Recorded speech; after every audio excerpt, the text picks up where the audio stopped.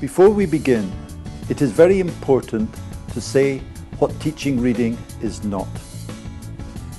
If a teacher goes into a classroom and asks children to open their books and read a text, there is no teaching going on. She is testing the pupil's ability to read. Similarly, many teachers believe that pupils should read texts aloud before they begin to answer questions on the text. And reading aloud is a very common practice in the classroom, but it is wrong for three reasons. Firstly, reading is a skill which is silent. So we should be promoting silent reading in the classroom. Secondly, reading aloud puts a child into a very exposed position because she is standing up and reading aloud in front of her peers. And if she makes a mistake, then she will feel bad. So this is the second reason why reading aloud is not good practice. And the third reason is that it is possible to read aloud without understanding what we are reading. So how do we teach reading? The first thing we have to do is prepare the children for the text they are going to read.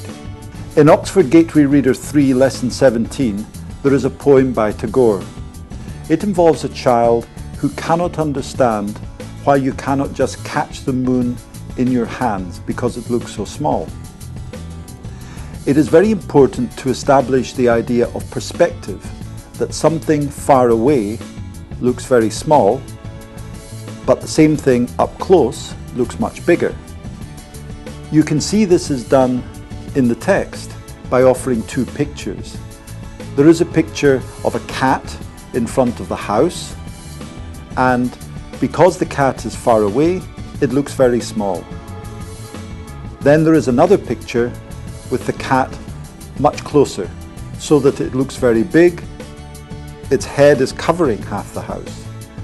So once the children have looked at this, they are then in a position to understand the concept which is in Tagore's poem, and it will make understanding the text that much easier. This is the purpose of the pre-reading task.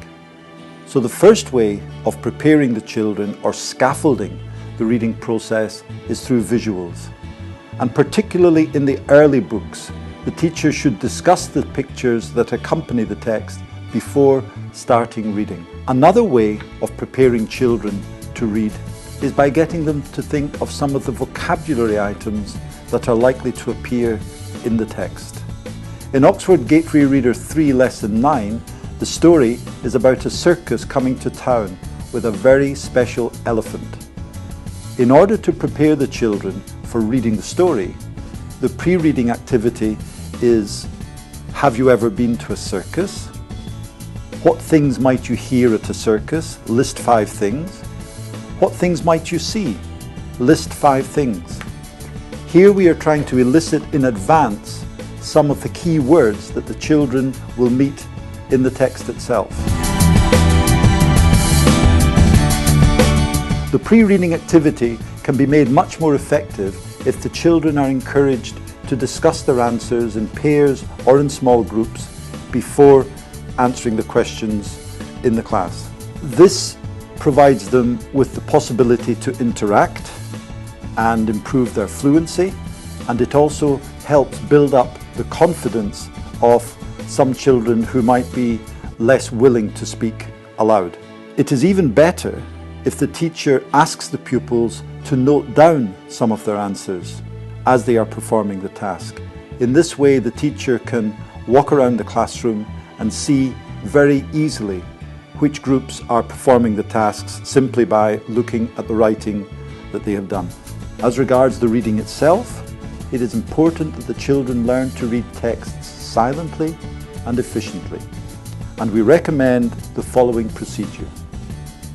First, the teacher reads the text aloud slowly and clearly while the class follows silently in their books. Second, then the teacher asks the pupils to read the text again silently and then complete the first post-reading question, read-write question 1, working in pairs or small groups. Thirdly, the teacher then goes over the answer with the pupils. Fourthly, the teacher then proceeds through the other questions, read, write, questions 2 onwards, in the same way.